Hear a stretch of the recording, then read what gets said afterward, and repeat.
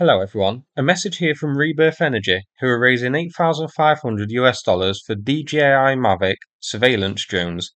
Currently, $4,987 has been raised out of 8,500 needed. Rebirth Energy is a charitable foundation in Ukraine, providing all manner of life-saving and humanitarian aid.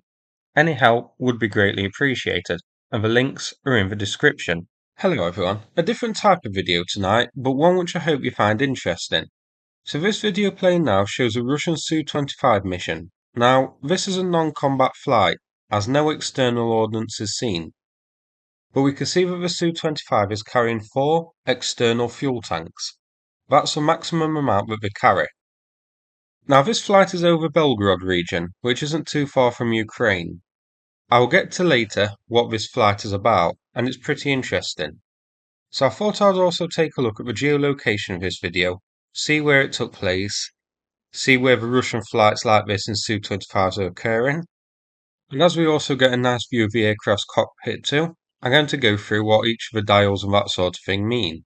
First, a small bit about the Su-25. It's Russia's primary close air support aircraft, entering service in the early 1980s.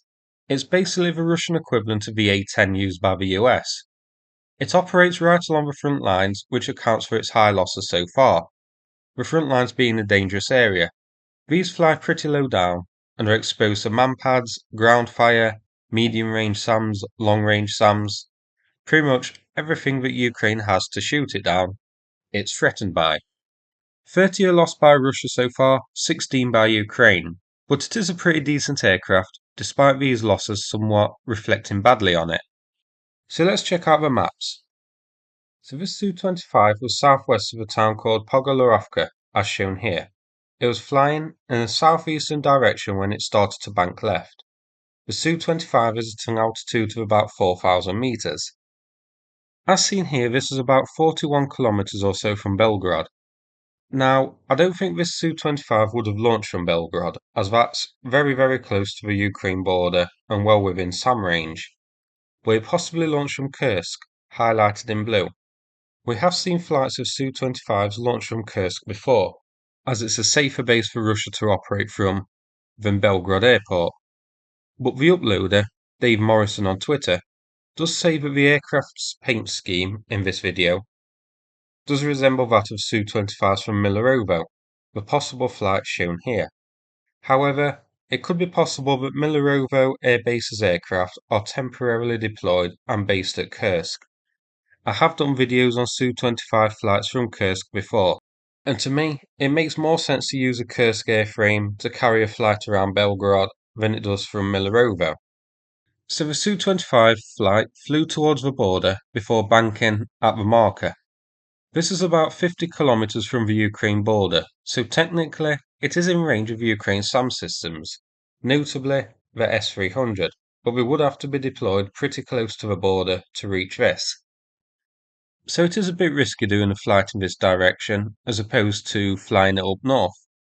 But again, I am going to get into the purposes of this flight soon, and I think you'll find it interesting. Now highlighted by the source who uploaded and geolocated this video, he also highlights the pilot's navigation software. This is identified as ProNebo software running on a smartphone. This reveals the aircraft's tracks shown here, so it's flown over this area a lot during this flight. Now this screenshot here is interesting. This is the aircraft's early warning system. It shows us a primary threat highlighted by the yellow circle at about 10 degrees to the left. Multiple secondary threats shown by the green circles with signal strength indicated by the yellow arc.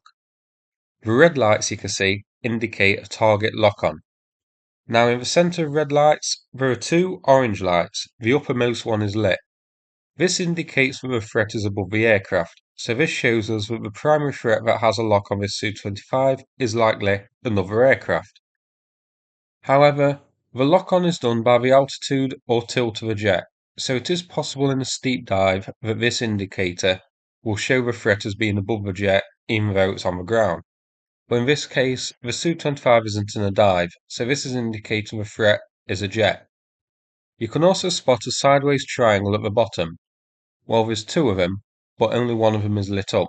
This indicates a threat behind the aircraft. Below the triangles there's a row of lights, of which 3 are lit up.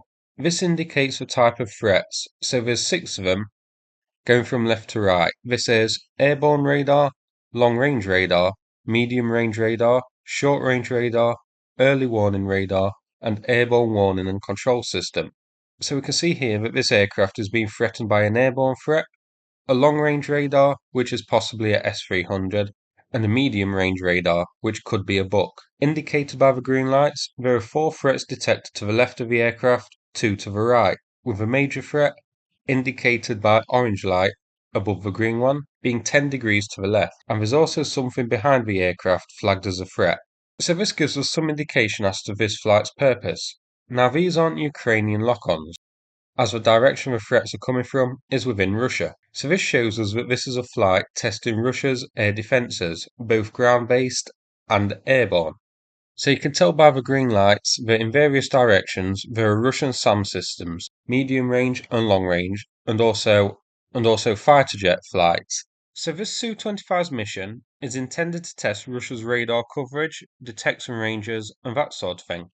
Given the fact we know a fighter jet locked onto it, it's also likely testing response time from fighter aircraft. The fighter aircraft locking on from an angle 10 degrees to the left of the Su-25, so it would have come from Voronezh Air Base.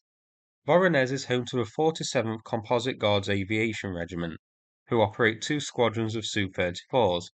However, Russia does tend to redeploy its aircraft at different air bases for different purposes, so aircraft of another squadron are likely based here too, to provide air coverage. The Su-25 in this video is flying at an altitude of 4,000 meters, but as we saw when we saw the tracked flights of the Su-25, it's covered this area a lot during this training mission. So I would assume that it's been flying at different altitudes to measure and test Russia's radar coverage and detection levels at different altitudes. So it would have likely flown around this area, very low to the ground, then a bit higher up, 4,000 meters, maybe a bit higher, that sort of thing, to give a full test and demonstration of Russia's radar coverage.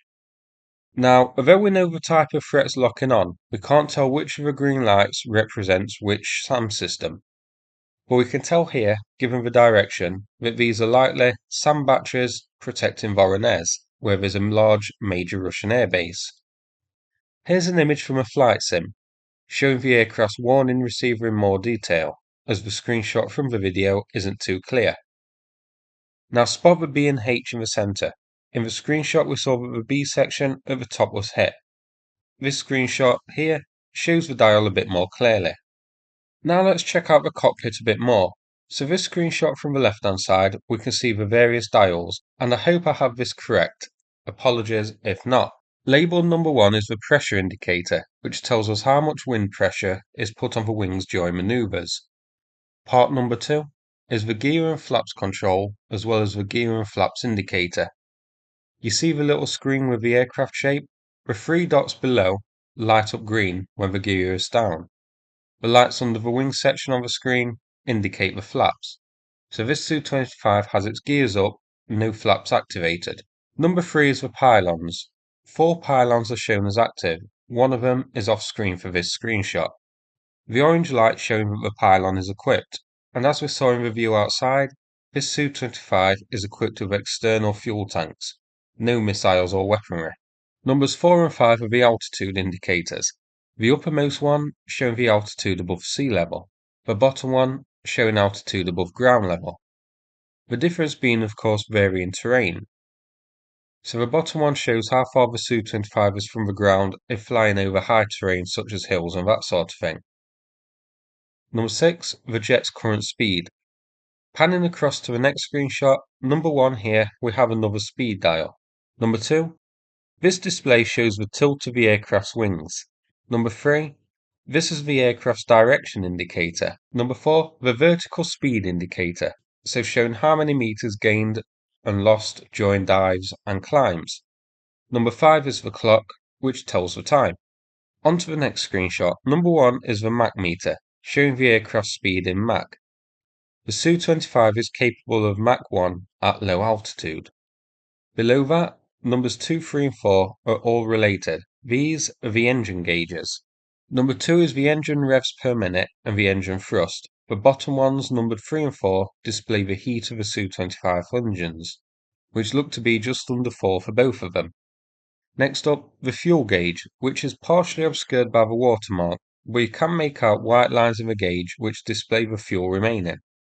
This aircraft, remember, has external fuel tanks. Number 6, we have various status indicators. We can't make out what they say, unfortunately. So a rather different video here. I hope you found it interesting. If so, please click like and subscribe. I'd appreciate it. And be sure to check out the Patreon page, as I have put some new videos on there. Free of charge, no need to join to see them. So, thanks very much, and take care everybody.